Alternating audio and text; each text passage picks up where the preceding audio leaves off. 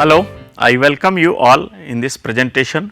This presentation is based on the topic magnetic pulse welding, and this presentation is related with the subject joining technologies for the metals. So, the topic is magnetic pulse welding. This process is basically solid state joining process.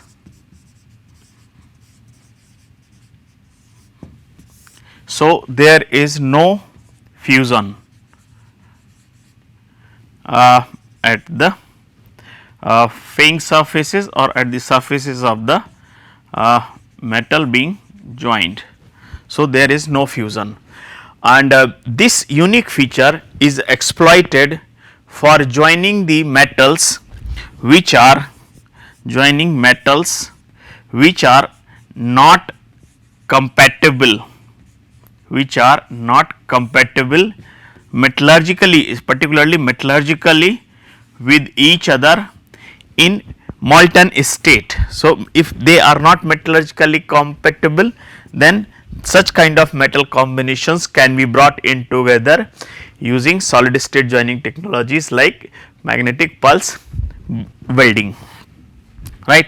So, metallurgically incompatible, because such incompatible metallurgical systems during fusion welding, when they come together like aluminum and iron or aluminum and copper or copper and iron, when such systems in molten state brought together, they form unfavorable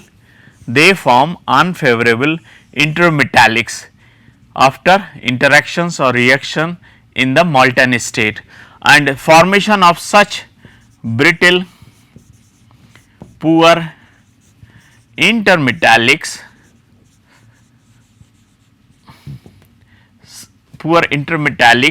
they lower the mechanical properties as well as corrosion resistance of such kind of the weld joint. So, if we need to bring the two metal systems which are otherwise in molten state, not metallurgically compatible, then we can use a magnetic pulse welding process, which is one of the solid state joining techniques.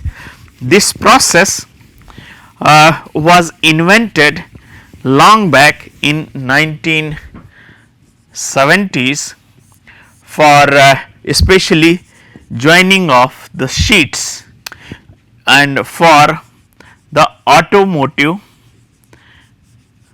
components.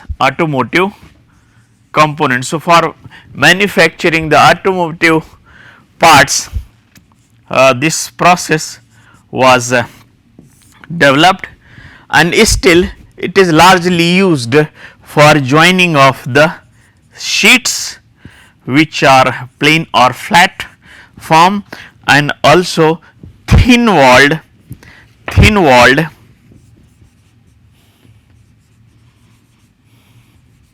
tubes and pipes. So, we will see how this process works in which way which other solid state joining process is close to the magnetic pulse welding process, and how it exploits the in which way the joint is formed. So, this process is one of the, you can say, is very close to the explosive welding process, about which we have already talked. This process works on a very simple principle. One system, say this is very base or anvil on which the component to be joined is kept. So, this is stationary, and another component is kept movable kind at some distance, over which we place the explosive material, and this explosive is detonated. So, detonation of the explosive accelerates the movable plate towards the stationary plate and impacts at a very high velocity above certain critical velocity, and this in turn results in the development of the joint at the interface, and this interface typically is found to be of very wavy in nature. So, such kind of wavy structure at the interface results in the strong bond. If this interface is largely flat, then it results in somewhat poor strength of the bond. In this so in case of explosive bonding, we need to be very careful, in the sense that since explosive is used and it is detonated in course of the process, this explosive is used to accelerate the process one of the movable component towards the stationary component, so that it can impact with the stationary component sufficiently high velocity to develop the bond. But so we need a lot of infrastructure and special precautions to use the explosive welding process, but the magnetic pulse welding is close to the explosive welding process in the way that the acceleration of the plate towards the fixed plate, it also uses one fixed plate, fixed one, and another is movable, and in this case sufficient gap is kept so that when it moves impacts with the workpiece, and here what we use, basically the coils are used which are fed with the suitable high frequency, high current for very short period. So, the period is very short, maybe say like 50 to 100 microseconds current. So, this is time for which the current is fed, and the current is of very high magnitude, say 500,000 amperes, and it is allowed to flow for a very short period. So, when it happens, high strength, high this such a flow of such a high current for a short period develops the high density magnetic field. This high density magnetic field, this results in the development of eddy current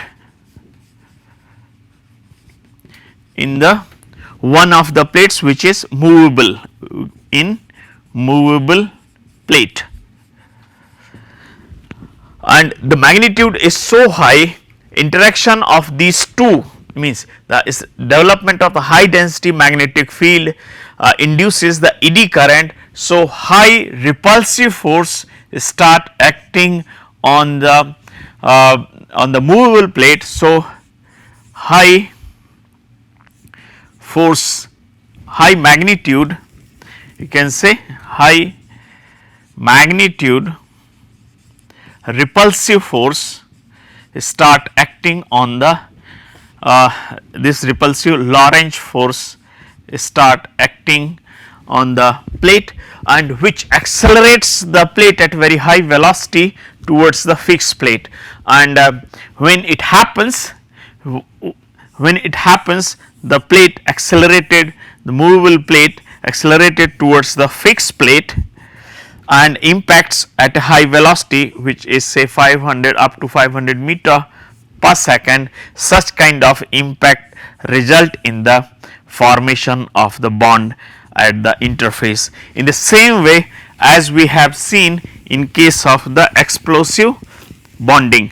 So, as in case of the explosive bonding, here the interface also will be of somewhat wavy in nature. One side we may have aluminum, another side it may be copper, and similarly we may have one side steel and another side we may have copper, and it will result in the interface which is typically wavy in nature. Greater is the waviness, stronger will be the bond between the two, and under such conditions of impact, whatever oxides or absorbed gases are present at the surface, all these are disrupted, broken, so that the metallic continuity between the two members, dissimilar members being joined, is established for developing the metallurgical bond between the members. So, this is the process principle on which it is based.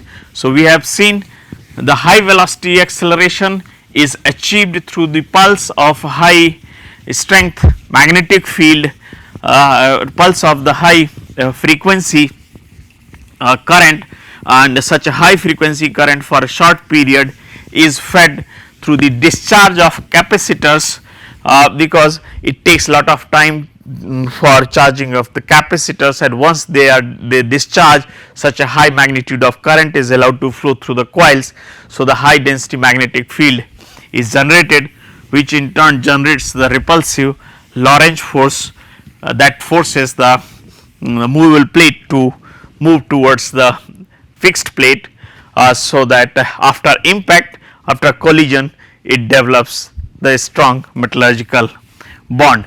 So, if we see the nature of the process, and certain conditions are important for successful welding in this case. One is the collision velocity. The velocity at which impact is taking place must be high enough, otherwise the bond will not be formed, and the too high velocity also can result in the partial melting. So, the important thing is the velocity at which impact is taking place is high enough. Say these are the two members which are being joined. So, whenever there is a impact, lot of interface surface layers experience the deformation. So, due to the impact at such a high velocity results in the very localized plastic deformation. This deformation may be limited to say 50 to 100 micrometer, and such a deformation also means this due to the impact, temperature rise also takes place. Sometimes at very near surface layers, it causes the recrystallization, formation of the new grain. At the same time, lot of slips and twins and dislocations are also generated at the near surface layers. So, near surface layers experience the plastic deformation over a narrow layer, the recrystallization is also observed, the grain refinement also takes place, and apart from this, the microscopically, or you can say metallurgically, the factors indicating the deformation means due to the deformation, the slips, twins and dislocations are also generated in near the interface. So, whenever all these are the deformation related effect, and generation of the recrystalline grain structure. So, recrystalline means recrystallization of the near surface grains coupled with the plastic deformation and the grain refinement. These three factors in fact results in the somewhat higher hardness of the interface is greater than the base metal. So, under so if we take any typical joint produced using the magnetic pulse velocity welding process, it will have somewhat the deformed layer comprising the recrystallized zone, grain defined zone and plastically deformed zone having the much higher hardness as compared to that of the base metal. So, if we plot the hardness variation, like say this is the interface and this is the distance increasing from interface. If we plot that, then we will see that at the interface hardness is higher as compared to that away from the base metal. So, mostly in such cases the failure takes place from the base metal and not from the joint. This indicates that the efficiency, joint efficiency or joint is much stronger than the base metal or efficiency of the joint is greater than 100%. This is what indirectly we say that if the joint is stronger than the base metal, then efficiency of the joint is greater than 100%, because this calculation is based on this kind of efficiency calculation is based on the strength of the base metal and the strength of the joint itself. So, whatever is the weak metal, wherever is the weak link in the joint, that fails. So, if the failure is occurring from the base metal, then it will be leading to the it will be indicating that base metal is weaker than the joint. Now, we will see certain the metal certain advantages, disadvantages and limitations associated with the process. So, as far as the advantages related with the process is concerned, what we can say, the most important advantage that there is no fusion. So, no fusion related to the process means no solidification related problems.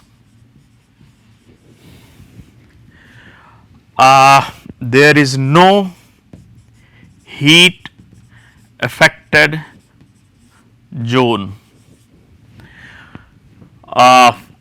Absence of heat affected zone, so there is no major unfavorable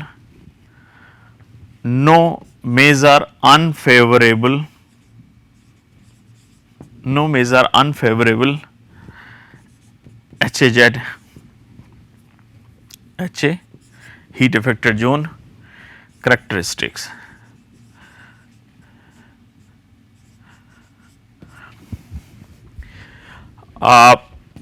There is no external heat application. So, you can say no fumes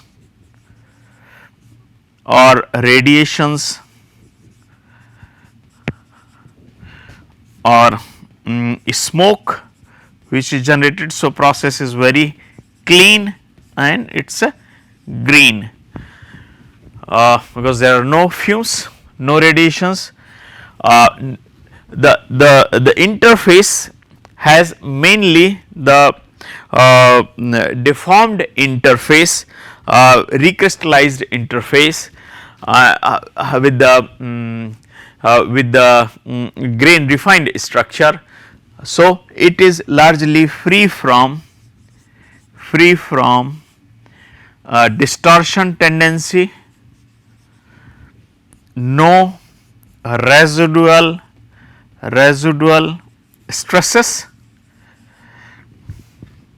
Same time it can combine the similar and dissimilar metals equally good. So, similar and dissimilar metals can be joined without any problem. Similar and dissimilar metals can be equally good, can be joined equally effectively during the welding. Then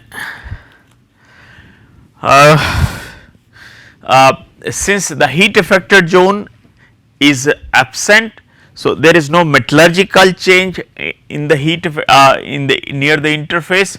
So, no corrosion loss related issues which are typically observed in case of the fusion welded joints.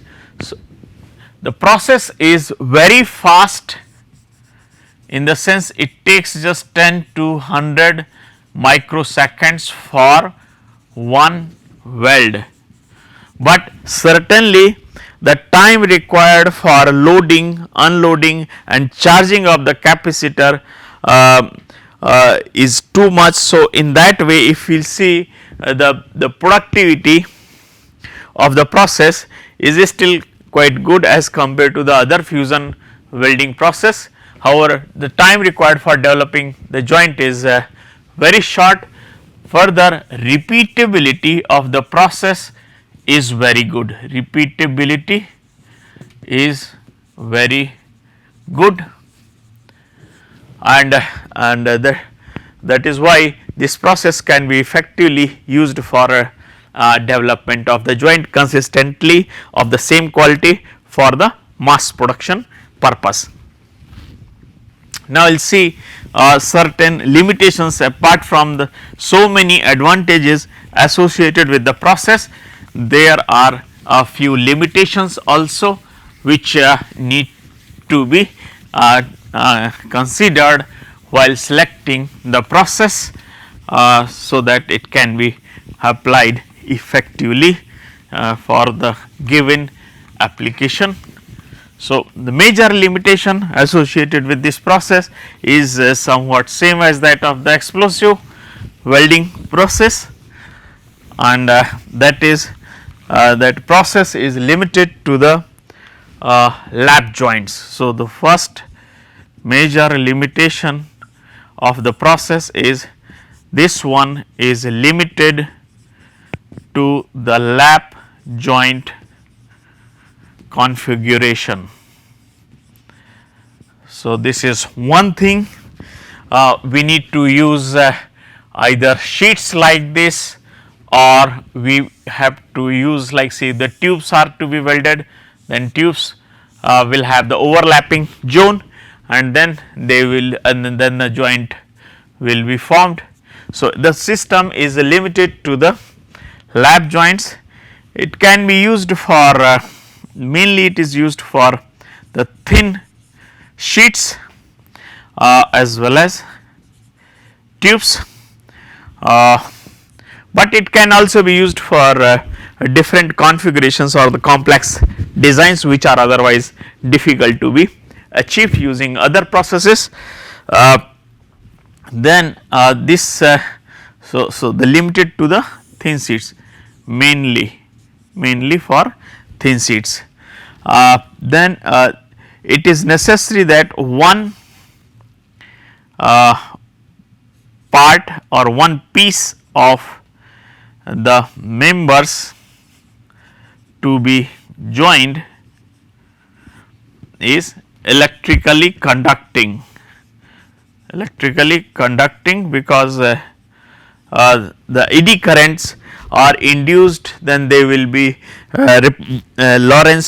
repulsive Lorentz force will be pushing one of the sheets towards the another member with which it is to be joined. So, in this case, if this is one of the member and this is another, you will see that the high strength magnetic field induced develops the Lorentz force, and which pushes it towards the another sheet. So, it has to be conductive, otherwise we have to use some driving plate, in that case one member, and this will be the driving plate member. This may be non-conducting, this is another member, and then this is the driver one. So, driver one basically pushing the non-conducting plate when it is brought in close to the another coil having the high strength which is capable to deliver the high strength electromagnetic field and induce the eddy currents in the driver plate for realizing the required movement in the movable plate. So, one piece of the members to be joined must be electrically conducting, or otherwise it will require the another driver plate which will be pushing the movable member. And another thing, the workpiece or the workpieces must be capable to withstand high pressure during the generated during the operation or during the welding. So, in this case especially like in case of the flats, it is not a big problem.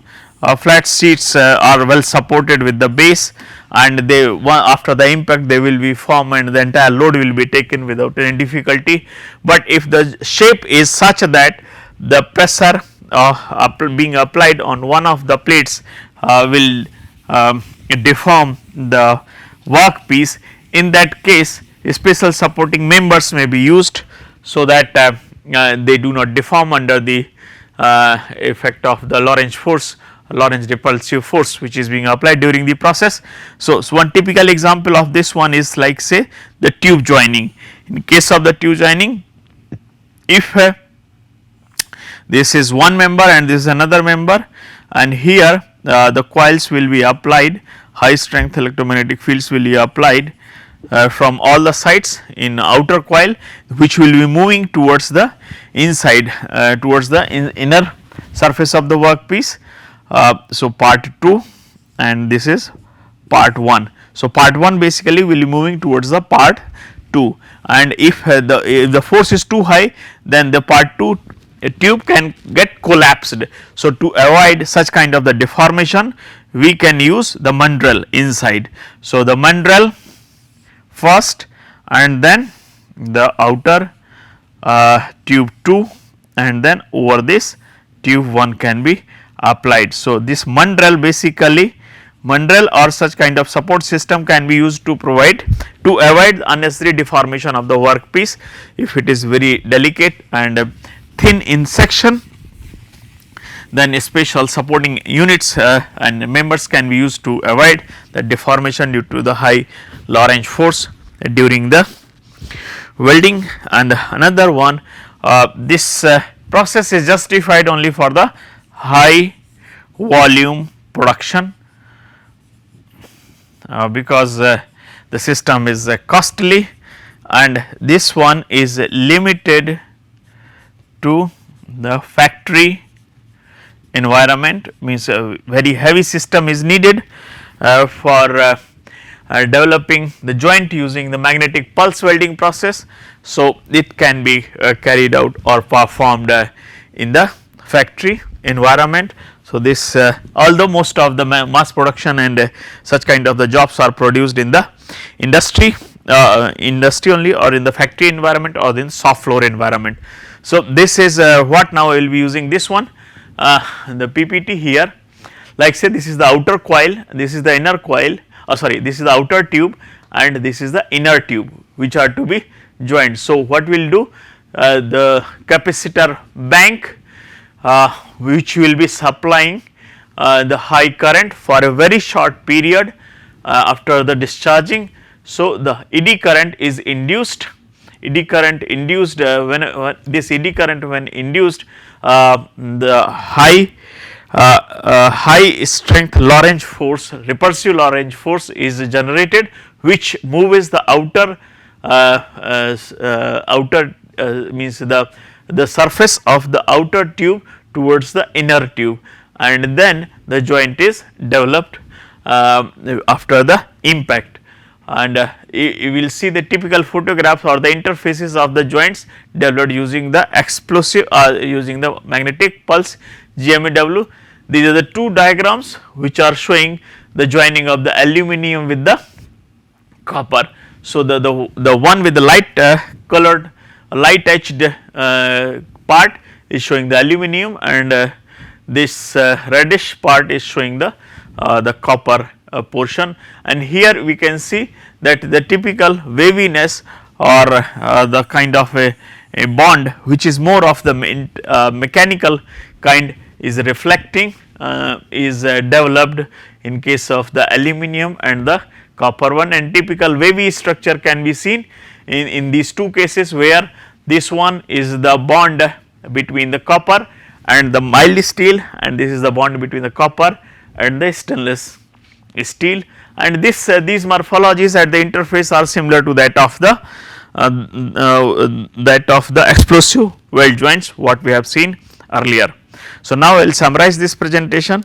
In this presentation I have talked about the pulse magnetic pulse welding process. This is one of the solid state welding process primarily used for joining the thin sheets component of the dissimilar metal systems, which are otherwise not metallurgically compatible for the fusion welding process. We have talked about the basic principle of the magnetic pulse welding apart from the advantages and limitations associated with this process. Thank you for your attention.